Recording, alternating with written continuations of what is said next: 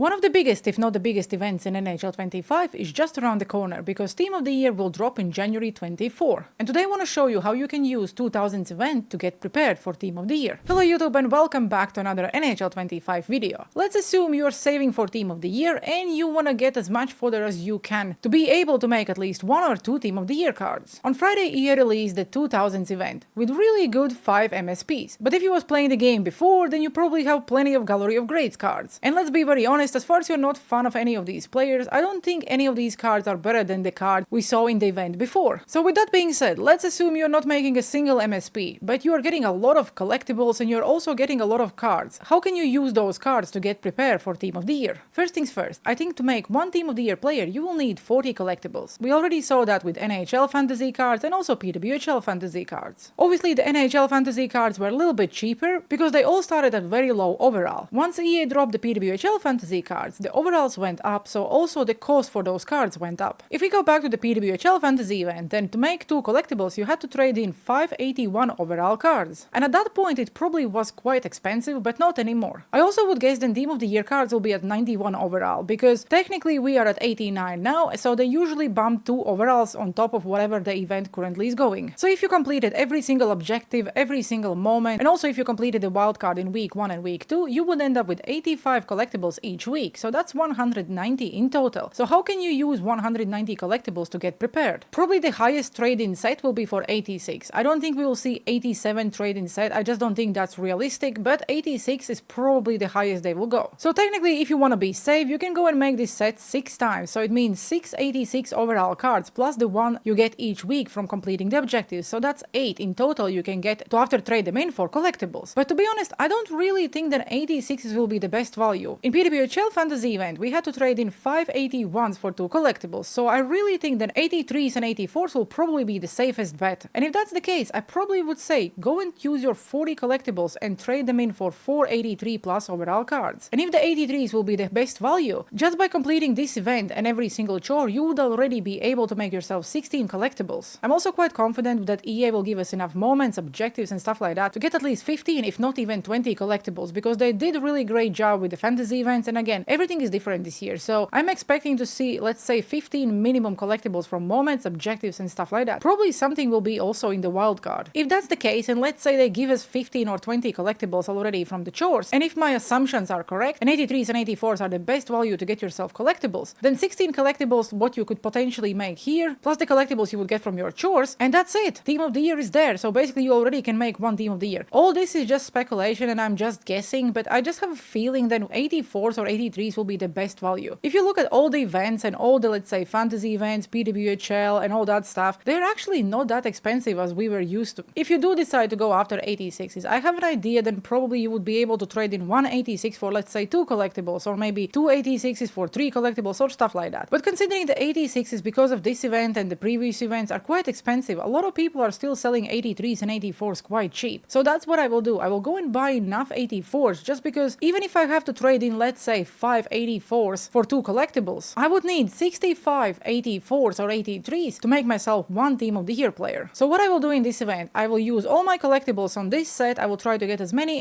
83s, 84s or even 85s before the Team of the Year comes out. Don't forget we also have a new season, so you can trade in your collectibles, and the best value for your collectibles in my opinion would probably be this 83 plus choice pack, because you are guaranteed of an 83 player, even higher if possible. They all will be untradeable, so doesn't matter, you're gonna trade them all in next event anyway. So let's say you have a lot of free time before Team of the Year, definitely grind out that XP path and get yourself enough fodder. If I'm right and 84s will be the best value to make collectibles, I don't know, let's say 5 84s for 2 collectibles or stuff like that, 84s are currently going in auction house for 7,000 coins, and that's really cheap in my opinion. So again, if we go back and I say the same thing, if my assumptions are correct, you would need 65 84s to make 1 Team of the Year player. I may be absolutely wrong and they would ask us to trade in 85s and that would be the best value, but if 84s is the best value, you would be able to make yourself 1 Team of the Year player for 450k coins if you would buy the fodder today. I'm not suggesting you do that, but I'm just like sharing my thoughts of what it would be. Another option could potentially be the 85s, because again, I don't really think that 86s will be the best value. For example, they're asking us to trade in 485 overall cards, and in return we would get 3 collectibles. So it means you would need around 55-85 overall cards to get yourself 1 Team of the Year. And as you can understand, that sounds a lot. I know Team of the Year is the best event technically, on a paper. Also, it's always one of the most expensive events because of the automatic upgrades during the year. But EA already showed multiple times this year that the sets are much cheaper than they ever was before. But if it's 85, they're currently going in auction house for around 14,500 coins, and if you need, let's say, 56 of them, it would cost you around 800k coins to make one Team of the Year. In the prior years, if we remember the sets, then Team of the Year cards usually cost us between 600k to 800k coins. But for some reason, I just don't think this will be the case this year. I may be wrong, and once the Team of the Year event drops, I will be like, oh my god guys, I were absolutely wrong, but